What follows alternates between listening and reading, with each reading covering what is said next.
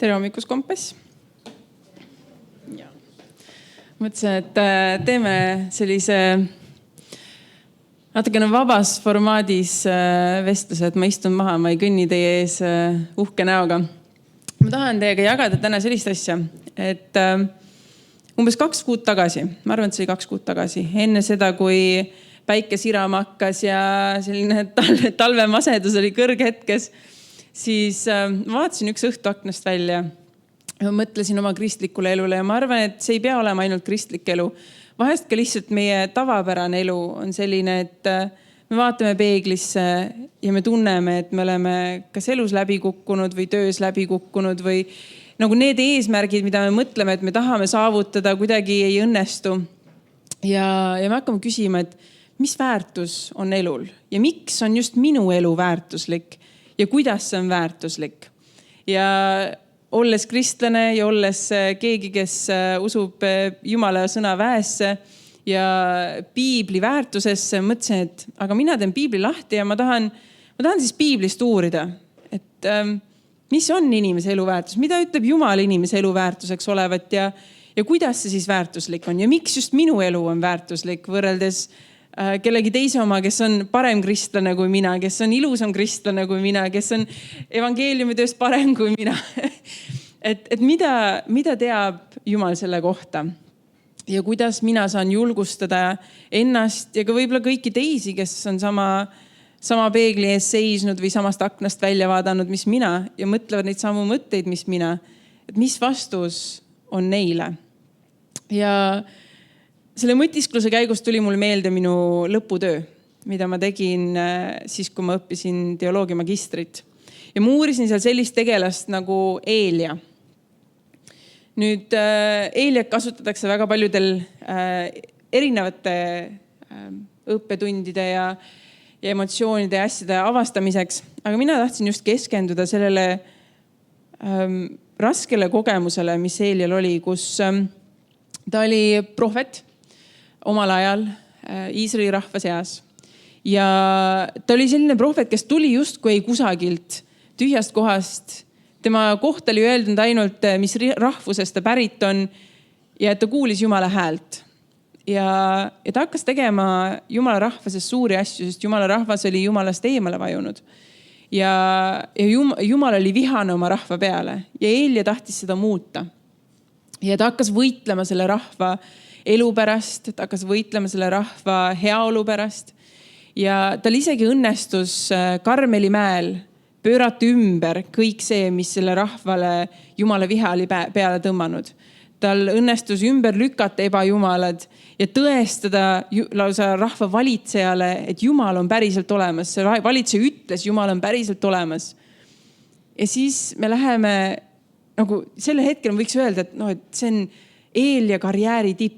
Ta on saavutanud seda, mida ta on oma elus unistanud. Kõik on just kui lilled ja roosad prillid ja võib-olla tavapära elus, võib-olla siis, kui meil on karjäär just ideaalselt läinud või me oleme leidnud endale selle armastatu, kellega me tahame oma elu veeta ja mõtleme, et nüüd me oleme saabunud. Nüüd me oleme käinud ära selle raske teekonna ja on aeg nautida. Ja siis 19. peatükis me näeme, kuidas Ahab jutustab Iisabelile kõik, mis Eelia oli teinud ja kuidas ta oli mõõgaga tapnud kõik valeprohvetid. Siis läkitas Iisabel käskjale Eeliale ütlema, Jumalat tehku minuga ükskõik mida, kui ma homme sel ajal ei tee sinu hingega, nagu sündis kõigi nende hingedega. Kui Eelia siis seda nägi, siis ta võttis kätte ja läks ära oma hinge pärast. Ta jõudis Bersebasse, mis kuulub Juudale ja jättis oma poisi sinna. Ta ise ka käis kõrbes 1 päeva teekonna ja tuli ning istus 1 leetpõõsa alla. Siis soovis ta oma hinges, et ta võiks surra ja ütles, küllalt, nüüd issand, võta mu hing, sest ma pole parem kui mu vanemad. Eelia oli arvanud, et nüüd ta on midagi saavutanud ja siis ta näeb, et terve tema ühiskond, see, keda tema on proovinud päästa Jumala raevust, reedab tema. Võib-olla mõtlete, et mis mõttes Eelia oli terve ühiskonna poolt reedetud. See oli ainult üks inimene ju, kes nii ütles. Aga tol ajal, ja me näeme piiblist väga palju seda, et kui rahva juht ei kuulanud Jumala häält, siis rahvas väga ruttu järgnes sellele. Ja kui Eeli oli just arvanud, et Ahabi süda, kes oli siis Iisraeli kuningas, Jumala rahva kuningas tol ajal, Ahabi süda oli justkui pöördunud, aga kui ta läks koju tagasi, oli kõik töö ära nullitud. Siis Eeli teadis, et kõik see, mis ta oli teinud, kõik tema vaev ei jõudnud mitte kuskile ja nüüd ähvardatakse tema elu hoopis tappa. Ja väga tihti me võime ka oma elus kogeda seda, kuidas need inimesed meie elus, keda me usaldame kõige rohkem või kes annavad meile kõige rohkem lootust, võivad justkui olla need inimesed, kes tõmbavad vaiba meie jalge alt ära, kellesse meie oleme pannud oma usalduse ja ometigi see justkui ei kanna mitte mingit vilja. Ja tihtipeale, mis siis juhtub, on see, et me vaatame iseenda peale. Ja Eelia vaatas ka iseenda peale, ta ütleb, ma ei ole paremad kui mu vanemad. Ma ei ole suutnud saavutada seda, mida ma unistasin saavutada, mida ma arvasin, et ma olen võimeline koos sinuga saavutama. Ma ei ole üldse parem kui kõik teised, kes on enne mind tulnud. Ja sellest kuidagi järgnes ka selline enesehaletsus võib-olla või tajumine, et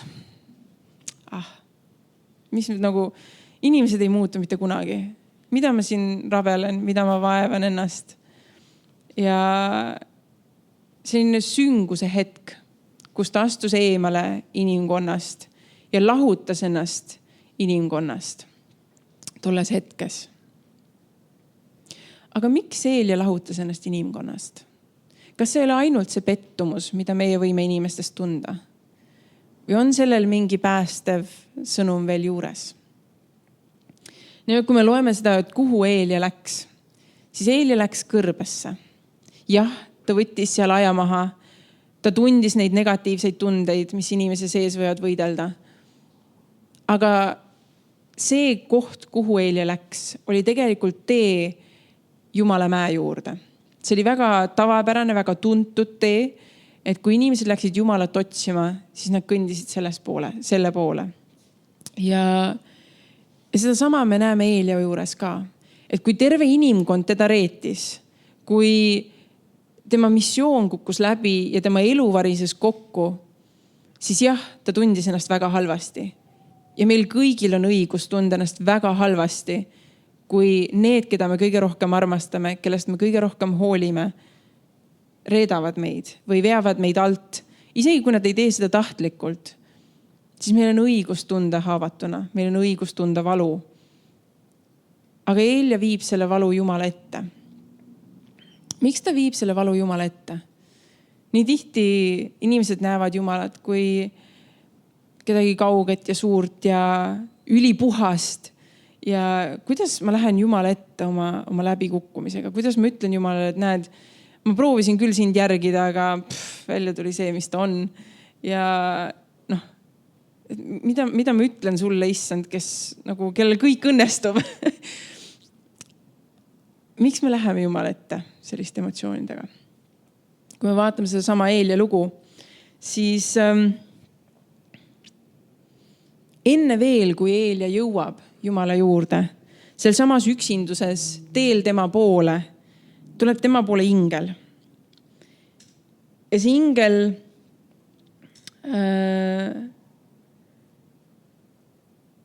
puudutas teda ja ütles talle, tõuse üles ja söö.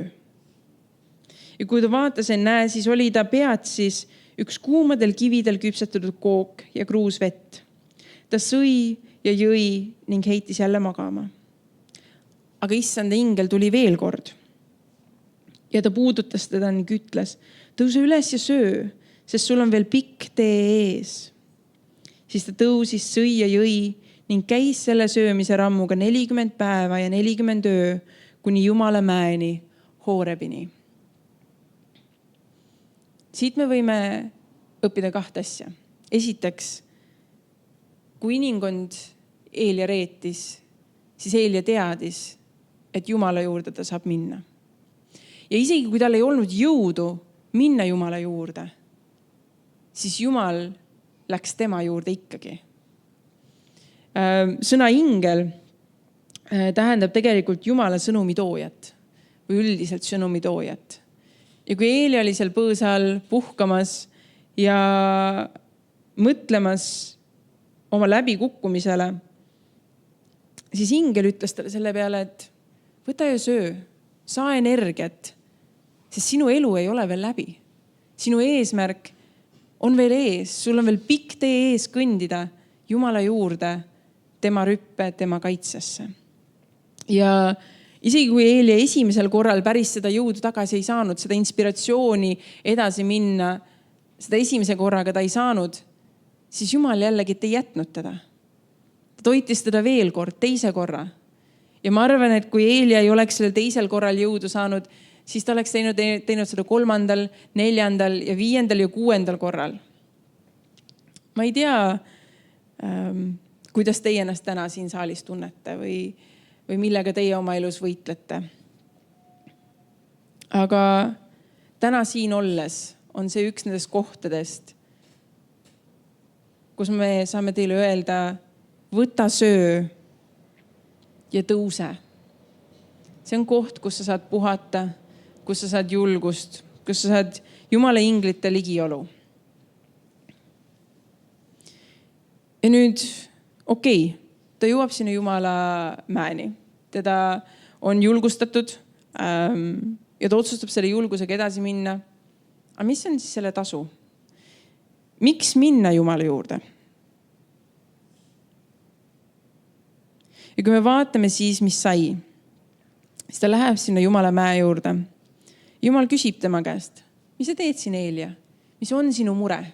Jaga seda minuga. See on parafraseeritud. Tema ütleb, mis sa teed siin, Eelia? Ja siis Eelia räägib kõik oma mured, täpselt nii, nagu tema on seda kogenud, nagu tema on seda näinud. Ta räägib selle Jumalale ära. Ja kuigi teoloogid siin võtavad tema sõnu ja ütlevad, Eelia lihtsalt on üle dramatiseeritud ja ta valetab ja ütleb, et asjad on palju hullemad, kui nad tegelikult on, siis Jumal ei võta mitte kunagi tema sõnu ja ütle, et kuule Eelia, rahune maha, kõik on korras. Või kuule Eelia, see, mida sa ütlesid või tundsid, et see ei ole üldse ju nii. Kuidas sa siis ei tea? Jumal ütleb, mine tagasi oma tuldud teed Damaskuse kõrbesse ja mine võia Haasael. Ja siis ta hakkab andma talle järgmisi samme. Ta mitte kunagi ei lükka ümber seda, mida Eelia on kogenud, läbi elanud, tundnud. Ta kuuleb Eelia ära. Ta kuuleb Eelia ära mitu korda. Uurides, miks ta on tulnud Jumala ette, lohutades Eeliat. Ja siis annab talle uue eesmärgi, uue kutsumuse. Ja ta ei eira tegelikult Eelia tunnet, et Eelia on väsinud. Ta enam ei jaksa teha seda, mida ta tahab teha. Sest ütleb, ja siis või enda asemel prohvetiks Eliisa. Nii et kõige selle väsimuse juures, kõige selle kannatuse juures Jumal võtab süstemaatiliselt kõik Eelia väljakutsed ja ütleb, siin on selle jaoks lahendus. Me saame sellest koos üle. Sest isegi kui inimesed meid reedavad, siis Jumal ei reeda meid mitte kunagi. Aga miks see nii on? Kui me läheme psalmide raamatusse, siis 139. psalmis on kirjutatud 13. kuni 16. psalmini üks ääretult ilus tekst. Sest sina valmistasid mu neerud ja kudusin mind minu ema ihus. Ma tänan sind, et olen nii kardetavalt imeliselt loodud. Imelised on sinu teod. Seda tunneb minu hing hästi. Mu luud ei olnud varjul sinu eest, kui mind salajas loodi, kui mind maa sügavuses imeliseks kooti. Su silmad nägid mind juba mu eos ja su raamatusse kirjutati kõik päevad, mis olid määratud. Ehk küll üht ainustki neist ei olnud veel olemas. Me oleme Jumalale kallid, sellepärast, et me oleme Jumal omad. Tema meid teinud, ta teab meist igaühest kõike, mis vähegi teada on. Seda kõige halvemat ja seda kõige paremat ja seda, mis ei ole veel olnud. Ja tema armastab juba seda ka. Nüüd ma unustasin enda propi selleks kaasa võtta, nii et me peame nad siis filosoofiliselt rääkima. Aga kujutasid ette niimoodi, et oletame, et mul on kaisuloom ja võtame siit Meeri ja Kevini. Kevinile üldse ei meeldi kaisuloomad ja Meeri armastab kaisuloomi. Kui ma nüüd annan selle kaisulooma Kevinile, siis Kevin vaatab, mis ma teen sellega, võtab voodi peal ruumi ja veel üks asi, mida koristada. Haamriks ma seda kasutada ei saa, süüa ma ka seda ei saa. ja see jääbki see loom sinna kuskile vedelema või see antakse kuskile kellelegi teisele ära. Ja mingis mõttes me võime öelda, et see kaisuloom on hüljatud. Ja vahest võib olla inimestega samamoodi. Et kui me paneme oma väärtuse teise inimese aeda, siis võib-olla teise inimese jaoks ei ole meie väärtus nii nähtav kui see, mis ta tegelikult on. See teine inimene mõtleb oma mätta otsast. Mõtleb, süüa me teda ei saa, haamriks me teda kasutada ei saa, võtab lihtsalt voodis ruumi. Aga ütleme nüüd, et me anname selle kaisulooma Meerile. Ja Meeri vaatab seda ja annab talle nime. Ütleb, ma mäletan, kui mina selle õmblesin, kui ma olin esimeses klassis kuskil käsitöötunnis. Ja ta kallistab seda ja silitab, sest ta on pehmest materjalist ja hoiab teda ja armastab teda. Ja nüüd sellel kaisuloomal on hoopis teine väärtus. Kas see kaisuloom on hinnaline? Mis te arvate? Kas see kaisuloom on hinnaline? On ju? Sest ta lohutab kedagi. Ta on loodud millegi jaoks ja ta on iseenesest väärtuslik. Samamoodi võib-olla inimesed meie ümber ei mõista, mis meie väärtus on. Aga Jumal teab. Jumal on andnud meile nime. Ta on koonud meid. Ta on teinud meid ja ta näeb iga asja meie sees. Ütleb, just seda inimest mul on vaja. Iga inimene siin saalis on just see inimene, keda Jumal vajab. Ja me oleme ääretult hinnalised tema jaoks. Isegi kui me ei tunne seda, et me oleme ise enda jaoks hinnalised või et me oleme teiste inimeste jaoks hinnalised, siis see ei tähenda, et me ei ole väärtuslikud. Sest Jumala jaoks me oleme. Ja võib-olla mõni mõtleb, aga ma ei tee nii häid tegusid kui see teine inimene. Võib-olla ma ei ole Jumala jaoks nii väärtuslik kui see teine inimene, kes teeb paremaid tegusid. Seda mõtlesin mina kohe tol ajal sealt kõrgest aknast linnatulesid vaadates. Mõtlen, aga kõik need inimesed, nemad teevad ju paremaid asju. Neil on paremad tööd, neil on suuremad saavutused, need näevad ilusamad välja, käivad rohkem trennis, söövad paremini ja kõik need 1000 muud asja, mis teevad neid paremaks kui minust. Võib-olla mina ei ole Jumala jaoks nii väärtuslik kui need inimesed. Ja miks peaks Jumal mind armastama täpselt sama palju? Ja siis ma lugesin Rooma raamatust 5. peatükist, 8. salmist kuni 10. salmini.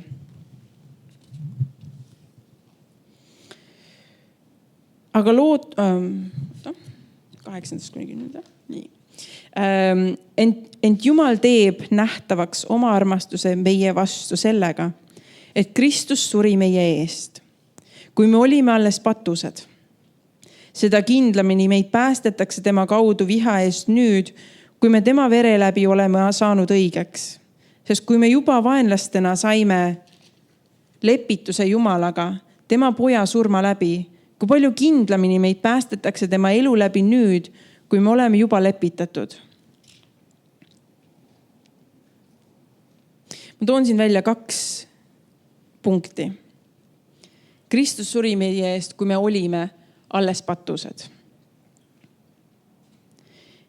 Ja me oleme olnud Jumala vaenlased. Mitte keegi meist siin saalis ei ole ideaalne. Mitte keegi meist siin maailmas ei ole ideaalne. Kõik inimesed üle terve maakera teevad halbu asju ja teevad halvasti. Nii et kui me mõtleme, et aga teised inimesed on paremad, siis teine inimene on samamoodi patune. Ja ta teeb samamoodi valesti asju. Ja tema samamoodi vaatab peeglisse ja mõtleb, aga see on mul nii halvasti. Ja teistel seda asja ei ole. Ja Jumal ütleb selle peale, mina olen juba surnud teie eest. Mina olen armastanud sind, kui sina olid minu vaenlane. kui palju enam ma armastan sind siis, kui sa juba armastad mind. Ja ma arvan, et see ütlemise, et kui palju enam, ma arvan, et selle vastuseks on täpselt sama palju. Kui ta armastas sind nii palju, et ta oli võimeline sinu eest surema, olema sinu sõber ja sinu kallim siis, kui sa olid tema vaenlane, kas on enam rohkem võimalik kedagi armastada? Nii et tol ööl, kui ma veel ei jõudnud kõik need lahendid, siis ma olen viimased 2 kuud nagu vaadanud sealt kirja kohta ja 3. kohast kirja kohti. Ja terve selle 2-kuuse teekonna jooksul ma pean tunnistama, ja mina olen väärtuslik ja sina oled väärtuslik. Ja isegi kui sa niimoodi ei tunne, isegi kui peegel sulle sama asja ei ütle, siis see ei tähenda, et see ei ole tõsi.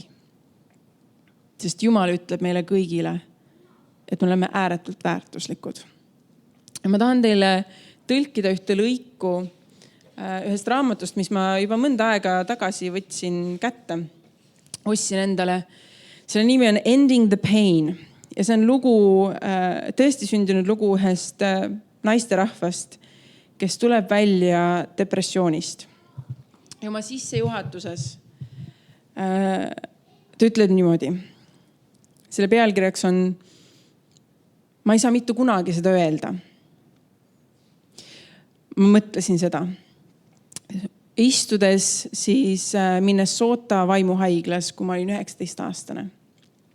Kui ma saan siit välja, ei saa ma öelda seda oma sõpradele, et ma kukkusin ülikoolis läbi.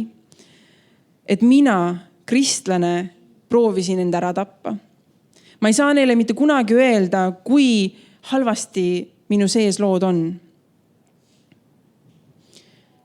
Või kui sassis minu perekond on. Ma ei saa lasta inimestele end niimoodi näha. Kui ma sain välja pärast 40 päeva, oli ainult üks võimalus peale enesetapu. Ma pidin ennast peitma. Minu sotsiaaltöötaja andis mulle ühe väikse korteri, mis oli täiesti mööbeldatud, aga see oli ikka veel väga must ja räpane.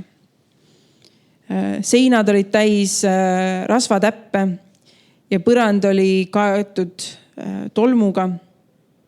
Natukene nagu mina. Ainult, et mulla ja mustuse asemel oli mina must valedest. Ja nad olid sügaval minu sees. Ja natukene erinevalt mustusele, mis kadus lihtsalt sellega, et ma ühel õhtul pühkisin lapiga põranda ära. Minu mustus võttis mitmeid aastaid, et taastuda nendest valedest, mis täitsid minu aju ja mõtteid nii pikalt. See võttis usu ümber defineerimist, Jeesust ja palvet. Ma ei saa mitte kunagi öelda. Ma mõtlesin 10 aastat järjest. Enne kui ma sain aru, et see oli ka vale. Kuidas ma saaksin olla nii isekas ja hoida seda lugu iseenda sees? Kui sellest rääkimine nende üksikute ustavate inimestega on see, mis rajas minu tee paranemisse. Tõde murdis läbi. Keegi teine peab veel seda lugu kuulma. Ja minu viisi sellest rääkimist. Ja luba olla täielikult aus. Nii et mina pakun oma depressiooni ja tervenemise lugu. Ja veel enam, minu lugu, kuidas ma õppisin saatana valesid asendama Jumala tõega. Tõde on, Jeesus kannatas ja suri minu pärast, sest mina olin temale seda väärt. Isegi kui ma tahtsin ja isegi proovisin oma elu ära visata, siis Jumalale ma olin seda väärt. Teil kõigil on lugu, mida rääkida. Ja te kõik olete väärt seda ohvrit, mis Jumal on toonud Jumalale. Langetame pead palveks.